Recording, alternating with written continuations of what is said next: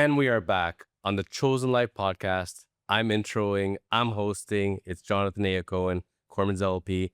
And back with me, Elena Saradidis, real estate mogul, maven, guru, and she's got all the answers. I'm so excited to see you again. Oh my God, I can't wait for these questions.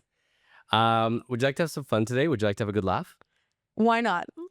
All right. I have never done this before, folks. This is groundbreaking. This is the first episode ever. In 204 episodes, I've never done this, but I said for myself, I'm gonna use AI. I don't use AI, by the way. I'm one of those dinosaurs, right? So I typed into AI. What are the best interview questions to ask Elena Saradidis? They didn't even have to tell them who Elena Saradidis was. You know what the response was? What? Here are some effective interview questions to ask Toronto real estate professional Elena Saradidis, categorized by topic based on her background and expertise, according to AI.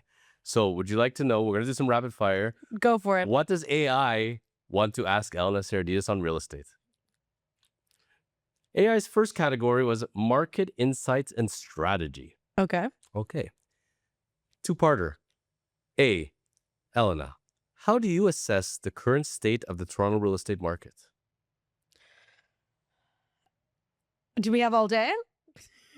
You got 20 seconds. What I would say is this: there's opportunity in the market. If you are a buyer, if you are a seller, start really looking at why you want to sell.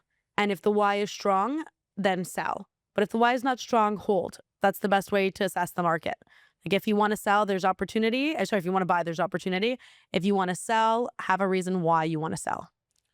For those people that say, oh, I found a really good deal. I would never get this property at this price point, but the only way for me to get this great deal and get my dream home is I'd have to sell my home and I'm not going to get the price I want, but then I get the property I buy for the price I want. It's worth considering. 100%, but you should sell before you buy. AI says, part 2. And what unique strategies do you recommend for buyers, sellers, or investors in this environment? Okay, we'll start with buyers. Take your time. Go look at everything available. And the fear being is do not underbuy. So if you have the budget, right now there's opportunity and your money will take you a lot further than it did a couple years ago. If you are a seller, don't cheap out on the little things. Presentation matters and first impressions matter. So if you need to paint. Light fixtures, change them. Doorknob handles, change them. If we need to stage it, which I recommend everybody stage, even if your house looks beautiful, there's stuff you can do to make it even better, do it. And if you're an investor, I'm looking for opportunity. Like, I don't want to say I want to see blood in the water, but I want to see blood in the water. I want my replacement value to be such a big number. Like, I want to buy something that if they had to rebuild it, I don't want to say it's almost double, but that would be a great investment. Great considerations. Second question by AI.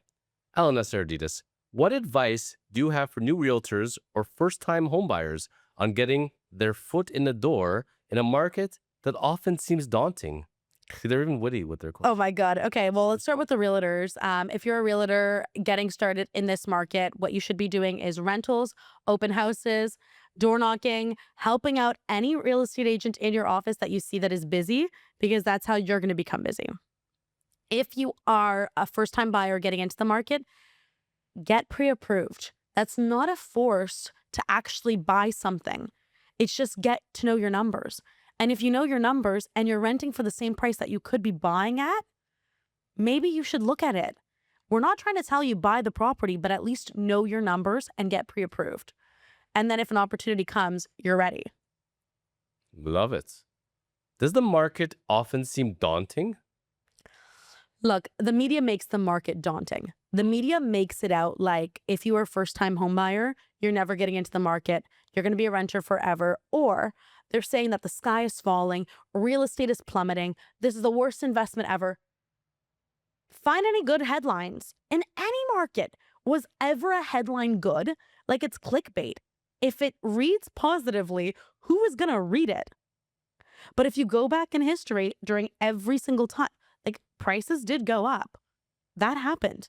People's properties did go up in value. That happened. We're in a period of time that is different than the norm, but we're actually in more of a normal market than what we were used to. This is more normal. More days on market is normal. Negotiating for a deal is normal. Last question for Market Insights and Strategy by AI. Elena, with your experience in handling both leasing basics and luxury listings, how does your approach differ when working with first-time homebuyers versus seasoned investors? What I would say is this. I try, and my whole team does this. Luxury is not a price point, it's a service. So it doesn't matter if they're buying a property that's $3, they're renting a property, or they're buying or selling a property that's multi-million dollars, they're going to get the same level of service. And that doesn't mean that, oh my God, she's selling multi-million dollar homes and she's not servicing them properly. I'm just servicing everyone the way that I would service a multi-million dollar home. This is someone's biggest investment. It doesn't matter what price point we're in, it is someone's biggest investment. So we need to treat it that way. If it's their biggest investment, do they not want the marketing that you would do on your biggest listing? They would. Absolutely. So do it. Wouldn't they want you to put the same amount of effort into selling the property that you would a massive listing? They would. So do it. So I don't think there is a difference between working with a rental and working with a multi-million dollar sale. It's still a lot of money for whoever it is that you're servicing. And it's all top service. 100%. You ready to be on the spot? Put me on the spot. AI decided category number 2 of 3 was client and community focus. You're going to love the next question. Okay. Elena Saradidis, your group emphasizes building a community beyond realty. Can you share an example of a specific event or initiative where this philosophy translated into a meaningful impact for the Toronto community? Okay.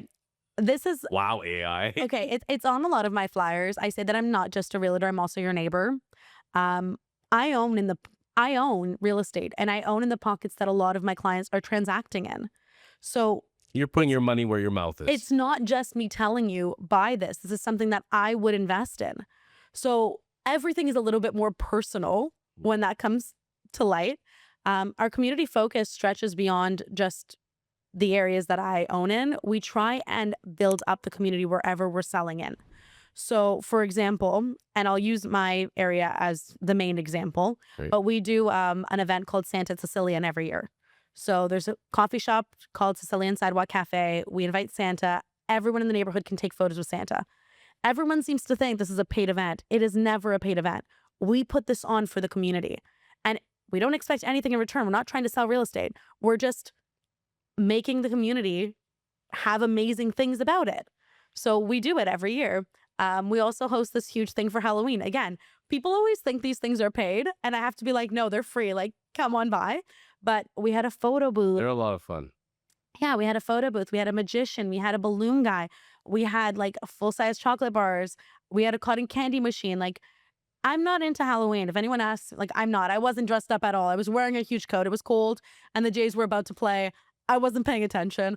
But you got to, like, we're giving back to the community too. There has to be a reason why this area or this neighborhood is so good to live in. What's the reason? And let us be part of that. Let us create a community environment where people want to live in this neighborhood, and there's reasons to want to live there. Even we do real estate Q&As in our neighborhood all the time. It's drop-in. And the conversation we have with people is, you do not need to sell with us. We don't care who you sell with. Like, we are busy. We love being busy. And let me tell you, if you want to work with us, we'd love to work with you. But at the same token, if they're going to work with someone else, at least make sure you're getting the numbers right. At least make sure that you're getting the service that you need in order to sell your property for the most amount of money. Make sure they have your back. Because guess what? I own in your neighborhood. And when you undersell, it affects me. So it doesn't matter who you use. Just make sure that you're not underselling. That's the only thing I ask. You can ask me for any advice, any opinion, anything. We're here to help. Well, AI will really put it to you now in question number 2. Okay. In client and community focus, Elena Saradidis, you stress an end-to-end client-first experience, often going beyond a single transaction to help clients build wealth. What does that comprehensive service look like in practice, particularly regarding renovations or property upgrades? Okay. It's a mouthful. Well, you give me an example. Are we talking about a buyer or talking about a seller? You stress end-to-end client-first experience, often going beyond a single transaction to help them build wealth. We're going to assume buyer in this case. And what does that comprehensive service look like? Okay. So when we're talking with a buyer, we're trying to figure out what their end goals are in real estate. Like, what are you trying to achieve? And if we're trying to achieve something, how do we get you there and how do we get you there faster? So sometimes what they're looking for or what they're hoping for or what they think works for them, when I figure out what they want out of life and what they want out of their real estate portfolio could be different. And then we pivot what we're looking at, what we're seeing, what I kind of get them into. Like, for example, are we looking at a single family home that you can afford XYZ on? Or are we looking at something that maybe it'll get you in a better neighborhood, but it needs renovation? Maybe, you're comfortable spending X amount a month. But if we had a basement tenant, you could go to this and you can get much more house. And in the future, you take up back the whole entire house. So, like, what do we need to do to make sure that you get what you need out of real estate? So that's kind of where the end-to-end service is what are you looking for? How do we get you there? And if it means we have to renovate a property into what you want, we have the trades for it. So we've done renderings for clients. We've walked in our contractors who they give us preferred rates because we do a lot of work with them. So like we want to remove popcorn ceiling. We want to do, we want to move a wall. We want to do whatever. How do we get you to the house that you actually want? And if it's like, we don't want to leave a neighborhood, maybe it is a reno job and maybe you need our help to do it. So we've done it. And even now we have a condo coming up for sale. We fully facilitated the property management of renovating the full condo in order to get it ready to sell. And we had a full discussion before we put it up for sale is what's the best move for us? So to sell this property right now, how much competition is in the building? What does our competition look like? If we renovate the property, what are the odds we'll sell? What are the odds we'll sell faster? How much work is worth doing? So like, here's the budget if we do it all. Here's the budget if we do X amount. And if we do X amount, what's our return? Because there has to be a return. We're not just telling people to spend money here. Yeah, if you're spending 50,000 and you're making 10,000, that math doesn't work. You spend 50 to make 100, that math works. So even if we're looking for tenants, then we help them with the tenants after they find the property. Sometimes we arrange for tenants for a day or two after closing that they've moved into the property. So end to end really means whatever you need real estate related, we have your back.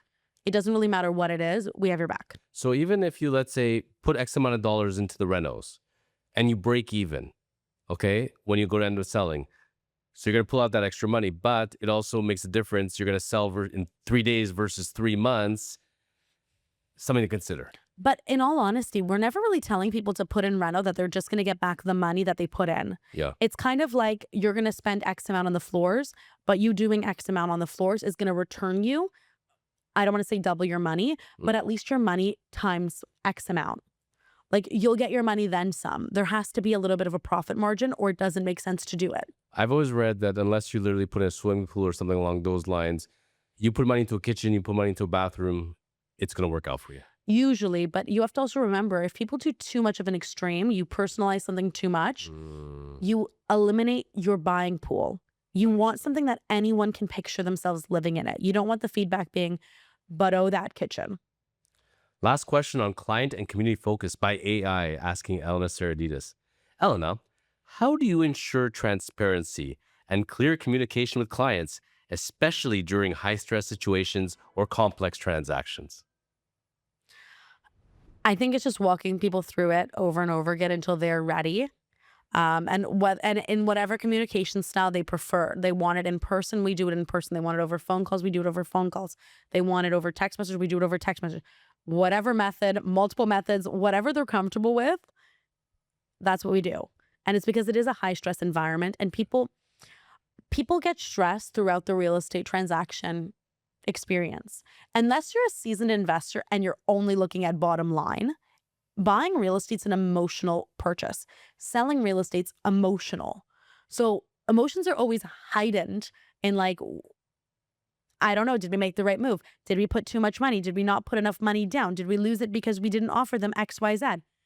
The question I always have with everyone, and if you are a buyer or a seller in this market, what you have to think about is this. Do not draw the line in the sand of a certain number. It hurts you. So if you're looking to buy and you see a property you love, what is the number you're okay to lose it at? What is it?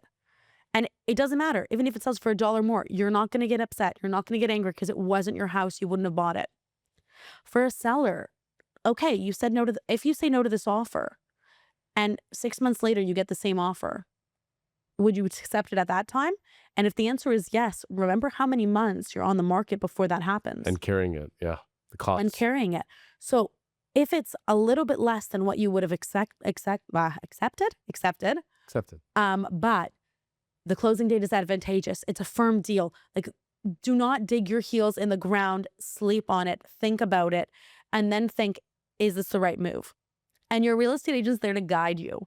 Like, I have told clients that it is not the right price. Like, they brought us an offer. The offer's not good. We shouldn't take the offer. I've told my sellers that. But when it is a good offer, I'm like, this might not come again. Consider it because it's a good one. But we also talk through all the scenarios before we even go to market. So it's a little easier. Like, they know their expectations, but not everyone does. It sounds to me, talking throughout the process, setting the expectations early from day one, back and forth, coming to an understanding, the more communication, especially early on with a client, the better you're going to be able to meet their expectations, really. And look, I am never going to push anyone into buying anything. Mm-hmm. I'm not going to do that. I'm not that type of agent. If it doesn't work for you, if you're hesitant, don't do it. It's fine. It's not going to make or break my life. It's not going to make or break anything. You need to be happy. And that's our goal. We want you to move into something that makes you happy. That's a great point to leading up to our third and final category, forward-looking questions. These are fun ones. They're looking forward with you, Elena, AI. So AI, when they're picturing Elena Saradidis, the first thing they asked was, as the host of the Property Playbook podcast, she podcasts too, by the way, I've been there. What is the most important piece of advice you consistently share with your listeners? Oh, okay. So much out there. I consistently say a lot of things. But what I would say is this: price, if you're a seller, price, appearance, time, traffic. Those are the 4 pillars to making sure your property sells in the least amount of time for the most amount of money. So I talk about that a lot. If you are a buyer, these are the 3 things you're looking at. You're looking at location, you're looking at price point, and you're looking at must-have list. You can pick 2 out of the 3. You cannot have all 3. Which 2 is your 2? That's a challenge. Wow. That's the question. Is it budget? Is it location? Is it must-have list? Pick 2. Even with an unlimited budget, you oftentimes don't get everything on your must-have list. But you can come close. You can come close and very you can often, build the it. more you spend, the likely are you to reach that need list. But there's 3 options, and you got to remember this. If you buy a property, you cannot just pick it up and move it. Location matters. Like, if you drive an hour away, 2 hours away, and you weren't expecting it, but it had everything on your list, are you going to be happy, or are you going to move closer to the city in a couple of years? I got to ask you a silly bonus question now. Go for it. This is not an AI question, it's my question. And I need you to answer this seriously because this is a debate I've been raging in my own head for years, and I'm sure all our listeners as well. Elena, how do I know something is a need or a want? Because I feel like they're mostly all our needs, but apparently they're actually wants. How do we know the difference? The difference is this. If, for example, I have clients and don't come at me. We know we can put in a tub. If you want to put in a tub, you can renovate. But the way that I have people have this conversation is, if the property did not have this, would it automatically be a no, or would it be a maybe? And if the answer is it's a no, that's actually a requirement. You need it for you to live there. Yeah. If the answer is I could live without it, or I can install it, or I can do whatever, then that's a would like to have. That's not a need to have. So you have to think about it like this. If the house didn't have it, if the condo didn't have it, would you still buy it? I've had people that said, I need to have this location. I have to be walking distance to my favorite restaurant. I got to be walking distance to work, blah, blah. And then when the most amazing place came up and they had to have that, they're like, I can actually Uber. I can take transit. It's actually okay. Also, funny how that changes. You got to remember too, people focus a lot about where they want to live based on proximity to their work. Yep. What happens if you change jobs? Like, I do agree, proximity is important. You need to be relatively close to your office. But I also think that being next door to your office, but being in a location you don't absolutely love, versus you being 30 minutes from your office, but being in a location you absolutely love, like, pick that. You have to spend your evenings, weekends there. Be happy when you go home. That's important. I've heard people like that they said I'm walking distance to work, but my work is isolated. So what I have to do is I want to go to the gym, I want to go here, I want to go there. So I have to travel 15, 20 minutes out of the way in the morning to do that. Or after work, I want to go to my favorite restaurants, I want to meet my friends. So I'm traveling half an hour that way. One way or the other, you're traveling. It's very hard to have everything in the circle for sure. So, but on the same token of it, if you have to be in proximity to something, but you hate the place you live, it's the wrong size, it's the wrong layout, doesn't fit your lifestyle, I think that's going to get old real fast too. Yep. Next question on forward looking questions. What are some common misconceptions about the real estate profession that you, Elena Saradidis, would like to address? When people think we have such a flexible schedule or we can work at any hour, when you get into this industry, people are like, oh, fantastic. Like, you don't work a 9 to 5. Like, you have such a flexible schedule. Do I work a 9 to 5? You work from, I think, 6 a.m. till 2 a.m. Is Yeah, because that's the times I'm calling Jonathan. It's true. Like, people always seem to think that because you are self-employed or because you're in this specific field, that you have a lot of flexibility in your schedule. I don't have flexibility in my schedule. I'm on everyone else's clock all the time. People work 9 to 5. People have morning shifts. People have evening shifts. People can only see properties at this specific time. My clock, my timeline, my schedule is based on everybody else's time and when everyone else's times can be slotted in. So that's something that a lot of people don't understand when you're working with an agent is they're working pretty much 24/7, especially if they're active full time, they're in real estate. It is not a flexible schedule. They're not just having lunches all day. That was one of the things a realtor told me the other day. They said they went to the gym at 2 p.m. and somebody told them, oh, must be nice to work realtor hours.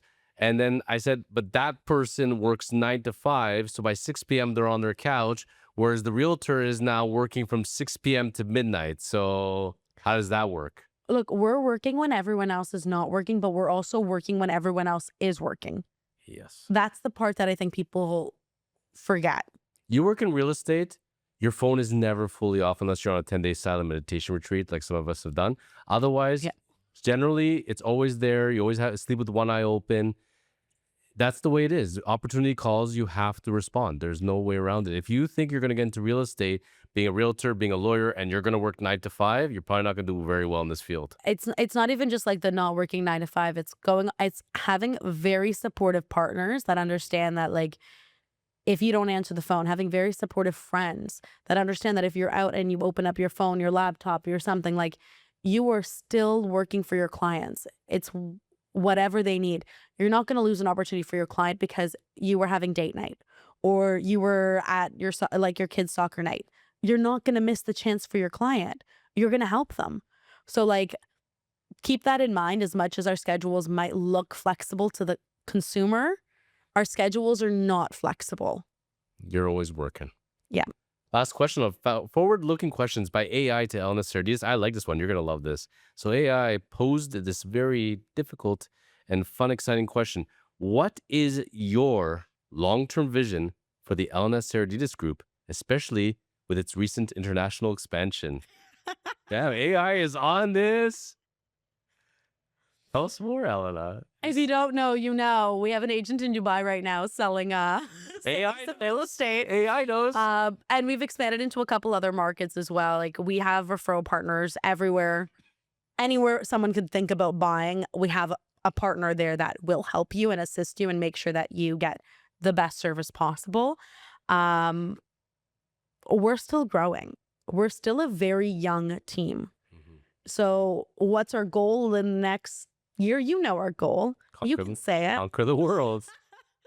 One transaction at a time. Look, You can copyright that. I'm a very ambitious person. I am a very goal-oriented person. But the fundamentals are always going to be the same. We're here to help, and we want to help as many people as we can. Love it. We'll be back next week. This has been Elena Saradidis. She answered AI's questions successfully. Next week, she'll be answering my questions, and we're going to be doing some rapid fire. We're going to get to know Elena Saradidis for who Elena Saradidis is and her likes and dislikes and all that good stuff. This is the Chosen Life Podcast.